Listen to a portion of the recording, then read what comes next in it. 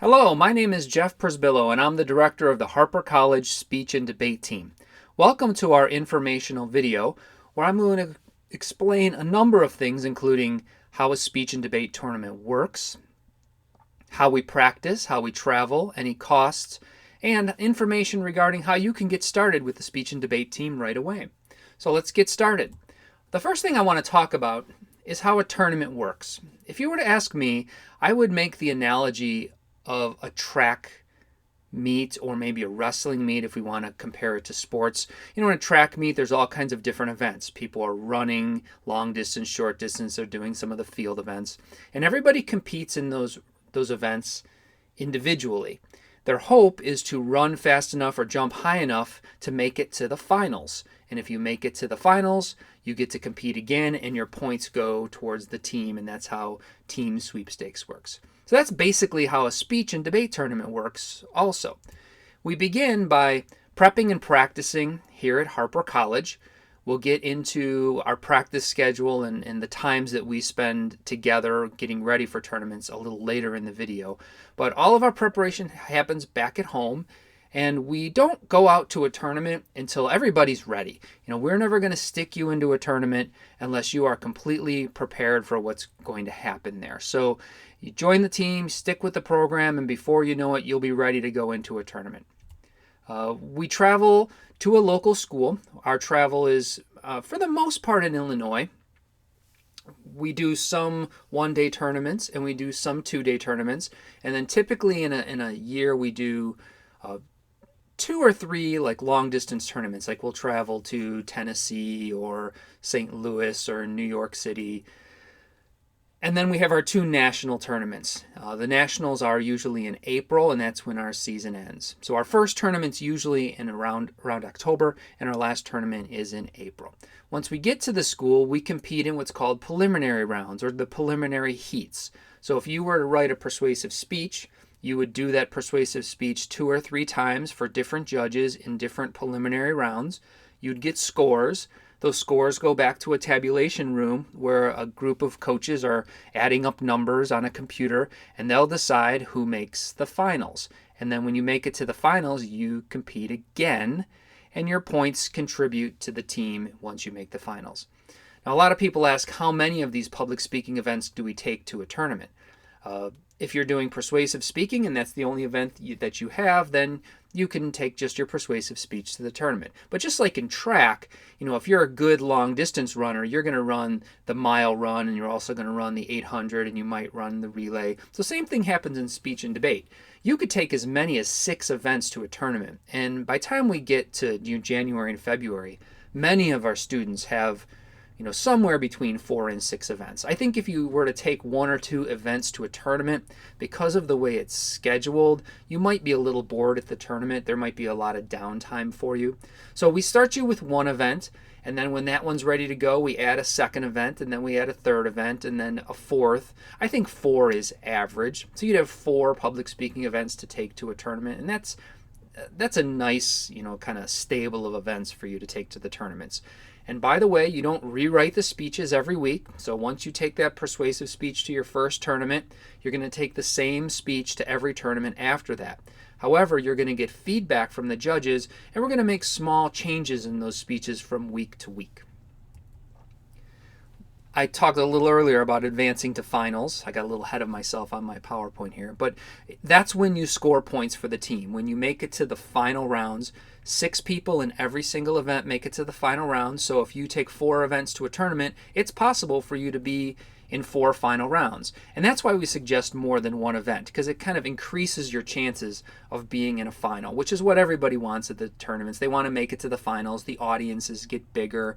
The people who didn't break to the finals come and watch, and there's more coaches that come. So it's a lot of fun when your audiences get bigger, because in the preliminary rounds, it's typically just the judge and the other 4 or 5 people who are in the round with you. So advancing to the finals is really fun, especially in some of the funny events where you get more people laughing and so on. And like I said before, your score in the finals counts towards our team placement. So if we have 10 speeches in finals, those are the 10 speeches that will be scoring points so we can, place first, second, third, fourth as a team at the tournament. We will go over how a tournament works, how to behave at a tournament, how to dress at a tournament. As you work preparing with the team, we'll get all that stuff covered for you. So that's just a general overview. The preparations for going into a tournament are done by our coaching staff, and this is a picture of us from a couple of years ago. I am the guy in the middle there, a little younger and a little more hair, but I'm the director of the program.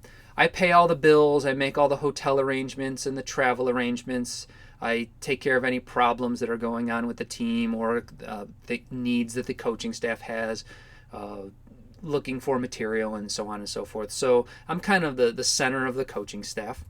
Our assistant director is Margaret Belos. That's her on the left. She helps me with all of those things and is also a coach, and I am a coach as well. So we'll both be working with you on preparing your events. All the way to the right is Josh Sunderbrook. Josh Sunderbrook's a member of our English department. Myself and Margaret Belos are members of the Communication Arts or the Speech department. Josh is in English, and he serves as our head debate coach. So if you're going to be doing debate type events, you'll be working with Josh. He was a phenomenal debater in high school and is without a doubt one of the top debate coaches in the country if you were to ask me. So that's Josh. We also have member of our staff, Charlie Mulvey. He actually works in IT over at Harper College. He is one of our alumni. He was a very successful competitor, and because he now works at Harper, he is a part-time coach, works a little bit with the kids on the team, helping to get them ready. So Charlie will be helping us. Next to Margaret, second from the left, is Jake Sadoff. He's also a former member of the team, so he's an alumnus. He's a local businessman, and he donates not only a lot of time, but a lot of money to our cause. So Jake's a great coach and a great friend of forensics, so hopefully you'll get to work with him also. In addition, every year we bring in a number of alumni and friends of speech and debate to come and watch speeches. So you are going to get to work with so many different people, not just the 5 or 6 of us coaches who are designated, but we'll often bring in friends of ours who are stand-up comics or actors or professional public speakers or attorneys. So once we get the speeches kind of up on their feet, we'll be bringing in lots of people to watch them and give you advice. It's a really rich, tremendous experience because you're going to get to know the process of taking a public presentation and taking it from step A all the way to step Z at nationals. So we're very proud of this coaching staff. It's very experienced, and I know you are going to love all of them. So let's talk about these events. Like, what kind of public speaking are you going to do on the speech and debate team? Well, just like in track you have the field events like high jump and long jump and triple jump. Then you have the short distances, the sprints, and then you have the long distances I mentioned earlier. Well, our events kind of break down the same way. There's actually 3 types of events, and then later on I'll get into the specifics. One type of event that we do is called interpretation. We often call it interp. These might be what you might think of as the acting type events. Poetry reading, prose reading, doing in dramatic and funny monologues, and duet acting with a partner, where you do a scene with a partner. The style that we use is interpretation, so it's actually a performed reading, a little less acting than bringing words on paper to life, but your acting skills will definitely come in handy in these events, and I'll go over the specific events in a little while. The second type of event we have are our public speaking events, or PA, public address. These are the speeches that you might do in a Speech 101 class. Persuasive speaking, informative speaking, speech to entertain, communication analysis. These are all 10-minute, very well prepared speeches, and you work with the coaching staff to tinker with every single idea and phrase and word, and then you memorize these speeches and you perform them in the rounds of competition. By the way, the interpretation or acting events are also 10 minutes in time limit. And then finally, we have a type of event called limited preparation. We call this limited preparation, or LP, not because the preparation is limited. I think the limited preparation students probably prepare more than anyone, but it's that there's limited preparation at the tournament. So in the interpretation and public speaking events, you're working on those speeches at home, practicing them over and over, and then you reproduce them in the rounds of competition. In the limited preparation events, you are given your topic at the tournament. And this is where our debate events come into play, as well as impromptu speaking and extemporaneous speaking, which I'm going to go over in just a minute.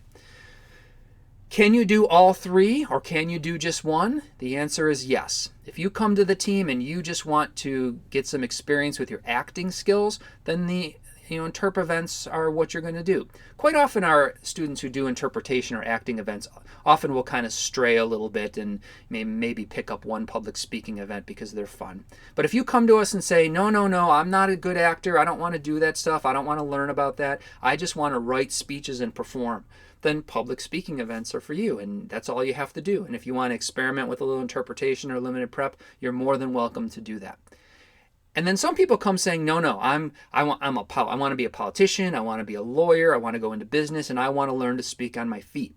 So limited preparation is what I want to do. So you're more than welcome to do just that. Or like I said, you can stray a little bit. You don't have to pigeonhole yourself into one of these things. A lot of times that will happen, but you are welcome to try any of the events that we offer. So speaking of the events, let's start with our public speaking events. The first is informative speaking. This is a 10-minute speech that explains something to us. It remains objective. Usually you're talking about some neat technology or something cool that's happening with environmental issues. Very similar to the informative speech that you're going to do in your Speech 101 class. All of these speeches are 10 minutes. They're written at Harper over months. It usually takes from 6 weeks to 8 weeks to really write one of these speeches. We choose topics with you. We outline with you. We review your drafts. We review your revisions. We help you cut things down, and we help you polish up the performance and the memorization, and then we send you to a tournament. And that is true for all of the public speaking events, including persuasive speaking, where you will take on an issue and persuade us that something is wrong and that we need to do something about it. Same criteria, 10 minutes, prepped at home. Also, speech to entertain. This is a speech that is either informative or persuasive kind of in nature. It could either be explaining something or it could be persuading something, but it uses humor to exemplify its points. It's not a stand-up comedy routine, and it's not, for those of you who did high school speech, it's not original comedy or OC, which has more of a storyline. It's an actual speech with an intro, body, conclusion, but we work to make it fun and funny to prove the point. Usually the topics are a little lighter in nature. So that's a really fun event. We've got more national champions in speech to entertain than I can possibly count on my two hands. So it's an event we really love doing at Harper. And then our final public speaking event is called Communication Analysis. This is an extremely fun event. It's where you take a piece of communication that you see in the world. So maybe you take Donald Trump's acceptance speech as after the inauguration of him as president, and you break down that speech and kind of analyze it. Was it good? Was it bad? Was it effective? Was it ineffective? Persuasive? Not persuasive? And you can analyze almost any form of communication. So it could be a speech, it could be a television commercial, it could be a movement, all kinds of things. So it's a very creative event, yet analytical at its core. So a lot of our students love doing communication analysis. So those are our public speaking events. Our interpretation or acting events are also 10 minutes long each. They utilize the skills of, creating characters and bringing things to life. We will help you find your material. So if you are going to do prose reading, you're usually finding those in short stories, and the coaching staff and some of the alumni are doing a lot of reading this summer. And when you come in and say, I'd like to do a prose reading, then we will give you some books that we've probably read already or maybe meant to read, and we'll say, hey, take a look at these and see if there's anything in here that you like. If you have something that you want to perform, of course you can bring that to us and we'll read it, and then we'll help you cut it down to 10 minutes. We will help you with the characterizations and the feelings, and we'll help you with the performance and help you let that performance evolve. So prose reading is a 10-minute performance from a piece of prose, written literature, typically a short story. Poetry reading is very similar, and we go through the same process, but the material is different. So instead of it coming from a short story, your material comes from poems. You can do one long poem, or you can do a series of short poems linked on a theme. And again, we create characters and we dive into the material and really work to bring it to life. The third event that we do is dramatic interpretation. Same as prose and poetry, except the material must come from a play. So it's one person doing material from a play. It could be a monologue, or you can be performing multiple characterizations. For those of you who did high school speech, you'll notice that we don't have dramatic interpretation and humorous interpretation. We just have dramatic interpretation. But it could be funny or it could be dramatic. The best ones are both. We also do duet interpretation. This is two students doing a scene or multiple scenes from a play. Again, we don't have humorous duet and dramatic duet. We just have duet, and they could be funny or serious. It doesn't matter. You could do two duet interpretations, but you'd have to have a different partner. So those of you who are into these acting events, there's at least 4, and I'm going to give you one more event you could do, but you could also do 2 duets if you really have the acting bug. And the final interpretation event is called program oral interpretation. And what this does is takes a mixture of everything. So you do a little piece of prose, a little piece of poetry, a little piece of drama, and you create 3 or 4 or 5 different characters, but it all must be linked on a theme. So you choose a theme. That theme might be love, and you find a prose about love, and a little piece of poetry about love, and a little piece from a play about love, and you combine it all together to make kind of this mosaic that helps that theme come to life. It's a little hard to explain, but we'll show you examples if that's an event that is interesting to you. And then finally, we do an event called Reader's Theater. Those 4 people at the bottom there are about to perform their Reader's Theater. This is like a program oral interpretation. We choose a theme, but it's usually coached and directed by one of the coaches.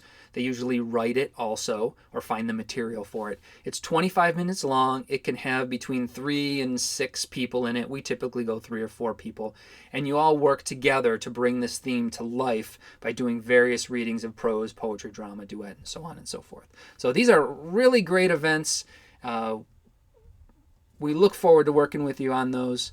And finally, we have our limited preparation events. These are our events where you are given your topic at the tournament. And that's what happens with our debates as well as extemp and as well with impromptu speaking. So impromptu speaking looks a little bit like this. You get to the tournament, you go into a room, and the judge hands you 3 quotations. You get 2 minutes to look them over, choose one, draw out a thesis, and you write some notes and develop a little speech about that quotation, and then you get 5 minutes to speak about it. So it's really a great event to help you learn to think on your feet and really kind of very quickly support arguments. The second event that we do is called extemporaneous speaking. This is an event where it's similar to impromptu, but instead of going to the round, you go to a preparation room, and you're given 3 questions about economics, politics, the world. So your questions may be, you'll get 3 questions. Question 1, why is Donald Trump's approval rating so low? Question number 2, why must we repeal Obamacare? Number 3, will the war in Syria ever end? And what you do is you pick the question you have the most knowledge about, or you think you can give the best speech about, and you get a half hour with your computer to research it and kind of come up with an answer to that question in the form of a speech. Both impromptu and extemporaneous speaking are great events.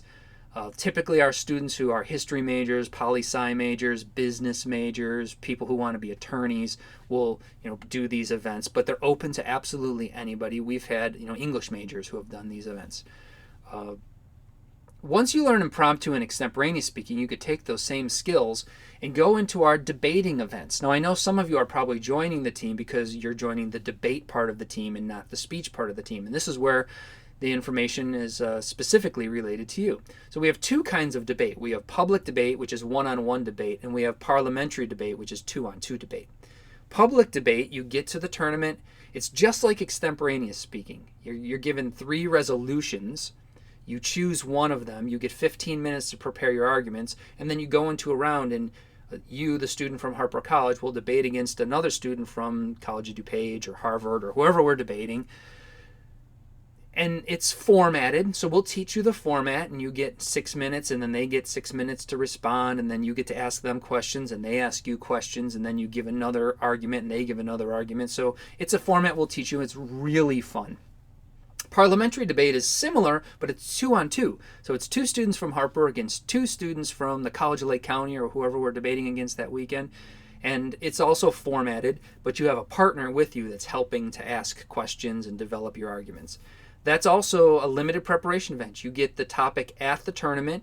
You're given 15 minutes to go sit with your partner and develop your answer to the question or how you want to approach the debate. Then you go into the debate and you debate for 40 or so minutes. So those are our limited preparation events, and they are a lot of fun, and they are coached by Josh Sunderbrook, who is our main debate coach. And those are the events. Next, travel. So we go to tournaments all over the country. In the fall semester, we try to stay kind of close to Harper. It takes us until about October to get the team up and running, so we start as early as we can, and we go to our first tournament in mid-October. We are typically going to Saturday tournaments in the fall semester, so we'll go out to places like Moraine Valley and Palos Hills for a one-day Saturday tournament. Kishwaukee College out in Malta, Illinois, which is about 45 minutes away, for a one-day tournament. We go out to Elgin Community College for a one-day tournament. And then put in there, we'll have probably in an average fall semester 2 travel tournaments where we stay overnight. So in the semester where I'm recording this, we're going to go to Illinois Central College, I believe.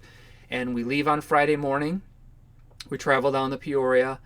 We compete Friday afternoon into Friday night. We get back onto our little bus there. That's our old bus. We have a brand new one coming August of 2017, so we'll be traveling in style in a brand new bus. We'll get you on the bus. We'll take you out to eat. We'll check into a hotel. We'll sleep. We'll get up Saturday morning, shower, get breakfast, go back to the tournament, compete Saturday morning, Saturday afternoon, and then late Saturday afternoon there'll be awards, and we'll travel back home. So that's what a typical 2-day tournament looks like. In the spring semester, we do a little more of the 2-day tournaments. Fall semester, we're still kind of prepping and getting ready. And once we're really, firing on all pistons in the spring semester, we'll venture out. So we do a 3-day tournament out in St. Louis. We do a couple of 1- and 2-day tournaments local. But then we have our state tournament, which is typically downstate, usually Peoria or sometimes in DeKalb. And then we have our regional tournament, which is somewhere in the Midwest. And then we'll usually go to 2 national tournaments. Over the next couple of years, our nationals is in April, and it's in 2018 is in Daytona. 2019 is in Reno, and I'm not sure where 2020 and 21 are going to be. Hopefully I'll redo this video before we get to that. We travel by bus. We stay in hotels. We eat at decent places, and we try to have nice healthy food for you. So part of the fun of joining the speech and debate team is getting to know your teammates, working as a team, and then doing some travel. You can see in some of these pictures the attire that we wear at tournaments. In the upper right hand corner, that's us after a tournament in New York City. In the lower left hand corner, that's us traveling by charter bus to nationals last year in Washington, D.C. And then in the lower right, you have some students there who are just coming out of rounds of competition at a hotel at our nationals. Our national tournaments are held in hotels. So we stay in the hotel, you wake up in the morning, and all the rounds of competition are kind of down in the conference rooms. So that's just an overview of how we travel. What is it going to cost you? Before I talk about costs, if you look really closely at that picture in the center, if you recognize that person, yes, that is Sylvester Stallone. In 2013, we spent an extra day in California, and the kids wanted to go to Rodeo Drive, so we went into a Pinkberry yogurt shop on Rodeo Drive. I think that was the only place we could afford anything. And while we were getting our yogurt, Sylvester Stallone walked in, and he was just the coolest guy. He was asking us what we were doing here and was really curious about speech and debate. And he posed all kinds of pictures with us. I'm a big fan. I never really thought much about Sylvester Stallone, but he was very good to us. In terms of costs, I was buying the yogurt. So a lot of your meals on the speech team will be covered. It just to degree of which just kind of depends on the size of the team and the budget in that particular year. So one of the things that it might cost you is some of your meals. We'll try to cover some of them, but you're going to have some pocket money. So when we, stop for lunch, that you can afford to buy yourself lunch. And usually we stay in hotels where breakfast is provided at the hotel. And then typically we'll have a team dinner that is paid for by Harper. Harper will pay for all of your bus costs. Any airplane trips we take will be paid for by Harper. Your entry fees. It's a professional activity, so you need professional clothing. So we can't afford to purchase your clothing, so you're going to have nice suits to wear. There are some scholarships available in the spring semester, so there's some financial aid help that's there too. We do a little bit of fundraising. We have 3 on-campus performances that we sell tickets for, and you'll help sell those tickets. So we're not going to make you sell candy bars or anything like that, but you're going to sell tickets to our performances, and that helps to supplement the budget that's given to us by both the Office of Student Involvement as well as the Office of Liberal Arts, both of whom are very, very supportive. So it's high reward activity. It's going to cost you a little bit in terms of your clothing and your food and some spending money and travel, but most of it is covered by Harper. And maybe if you're lucky, you get to meet a celebrity like Sylvester Stallone. So a big question, what's the time commitment? I think if you've watched the video to this point, you're starting to get the idea that this is more than a club. It is a competitive activity that is well supported and well funded. By comparison, if you look on the upper left there, I called the wrestling team and the basketball team and asked them about their travel. And our wrestling team at Harper, who has been national champions so many times, we're very proud of them. They practice for 12 hours a week and they go to 15 meets. Our basketball team plays 20 games and practices together for 15 hours a week. We don't practice quite as much together as a team, but it's pretty close. So if you want to make a comparison in terms of time commitment, it's like joining the wrestling team or the basketball team or the football team. If you're looking for more of a club, kind of drop in, practice your skills, drop out, you might want to consider Toastmasters, and we have a chapter of Toastmasters at Harper, and I can help to put you in contact with the person that can do that. But if you look to the left-hand side, in the fall, we practice differently than we practice in the spring. So in the fall, we have weekly team meetings. They're Monday and Wednesday from 3:30 to 4:30. At the Monday meeting, we'll typically do team business. What tournaments are coming up next? Where do you need to be? Things like that. And then on Wednesdays, we usually do some sort of group coaching where we teach some sort of skill. So we're either teaching how to write introductions or teaching character development or teaching coming up with a variety of examples for impromptu speeches. So those are group sessions, kind of classroom style. The whole room is sitting there and listening to the coaching staff.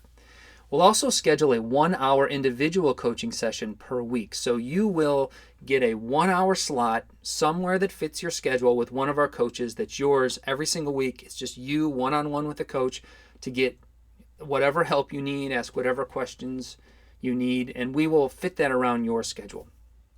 And then in the fall semester, on Fridays, we practice from 10 a.m. to 2 p.m. I know that's a big chunk of time, but that's where we can get most of our work done. We are flexible with our Friday practice times. If you can't get there till 11 because you have a class, or if you need to leave by 1 because you have a shift at work, or you have to schedule a doctor appointment at noon. As long as you're communicating with us, we are completely flexible with our Friday times. I think you will come to see that on our team sessions on Fridays that we're having a lot of fun. You're working with the team. We're team building and building your specific events. So it'll become something you don't want to miss. But again, communicate with us and we'll be flexible. So in the fall, that's a total of 7 hours of practice per week. Compare that to the 15 hours a week the wrestling team does and the 12 hours a week basketball or vice versa. It's actually fairly reasonable. Then in the fall semester, we're going to go to 3 Saturday-only tournaments.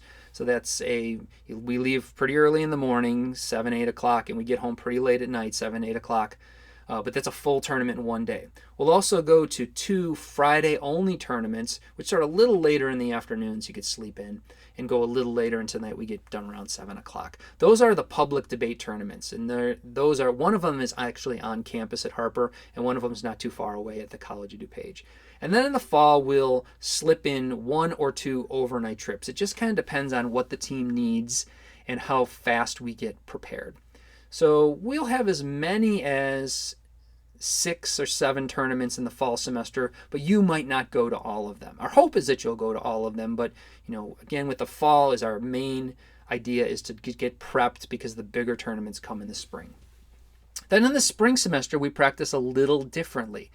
We do weekly team practice. We practice on Mondays and Wednesdays, 12:30 to 4:30. That's it. No individual sessions, no team practice on Fridays because we're traveling on a lot of the Fridays. That's 8 hours per week, and that's January through April. So once we go to nationals in April, so it's not the whole semester.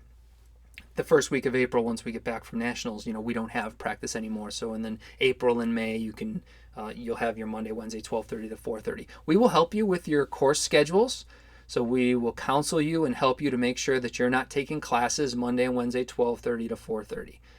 If there's some reason you can't make those times, you have to take a particular class or you're a nanny and something's going on, you'll just talk with us and we'll try to make the best arrangements that we can.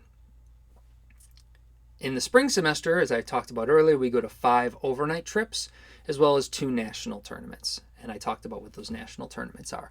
So that's basically the time commitment, literally the coaching and the practice. And then whatever time you need to put in on your own, doing your writing and memorizing and such. But the way we've designed it, any writing and revision, we really plan on doing it during our Monday, Wednesday practice sessions and just a little bit of polishing to do at home. So our hope is that you're doing most of your work with us, and then whatever extra work you need to do, you're doing at home. So that's as much as I can tell you right now. What are your next steps? To get started, the first thing you could do is sign up for SPE 180. That's a 1 credit hour class. It's Monday, Wednesday, 3:30 to 4:30. That is our team meetings in the fall semester, and that also falls right in the middle of our team practice in the spring semester.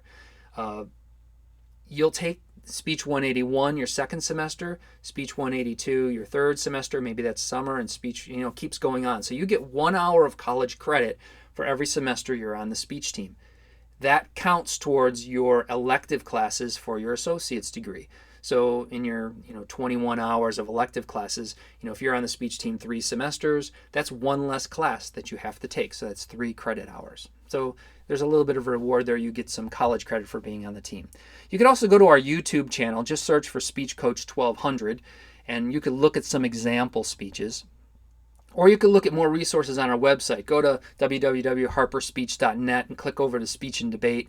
And there's all kinds of information and resources and links to videos and things like that. And then ultimately what you want to do is set up a meeting with me. Shoot me an email or call my cell phone or send me a text message. And the sooner we can set up a meeting to go over this information and let you ask whatever questions you have after watching this video, the better. Because the sooner you get started, the better. If it's summertime when you're watching this, we work in the summertime. We do some preliminary preparation so you can always get started. It's really never too late to join the speech team. Even if you're watching this in January or December, we could get you started, to possibly go to the overnight trips in the spring into the national tournament. So we will work hard at that. So I look forward to an email or a cell phone text or phone call from you. Just don't be afraid to call me, and we'll get together. We'll set up an appointment, and we'll get you started. I'm excited about this upcoming season, as I always am, and I look forward to meeting you.